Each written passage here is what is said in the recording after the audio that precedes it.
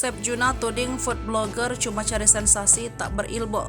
Chef Juna, Rorim Pandi, merasa pekerjaan chef di masa sekarang mulai tercoreng hadirnya banyak food blogger.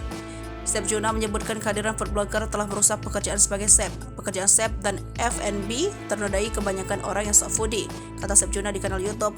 Dikutip pada Jumat 29 September 2023. Menurut Chef Juna, food blogger yang tidak punya ilmu dan pengetahuan tentang masakan bisa merusak dunia chef.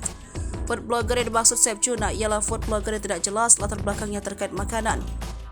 Chef Juna membandingkan seorang food blogger yang dikenal tahu banyak tentang makanan dan masakan di Amerika Serikat dipekerjakan menulis di surat kabar dan majalah. Chef Juna menyebut food blogger seperti di Amerika Serikat itu benar-benar ahli makanan dan masakan. Mereka dipercaya membagikan ilmu ke banyak orang di media massa. Namun di sisi lain, hadirnya media sosial membuat semua orang menjadi food blogger dadakan dan bicara tanpa pengetahuan yang mumpuni. Di media sosial mereka ngoceh, ngalor ngidul, ngeret makanan, sementara kita yang masak banting tulang hingga banyak berkorban, ujar Chef Juna. Menurut Chef Juna, food blogger dianggap tidak bisa memajukan industri F&B di Indonesia.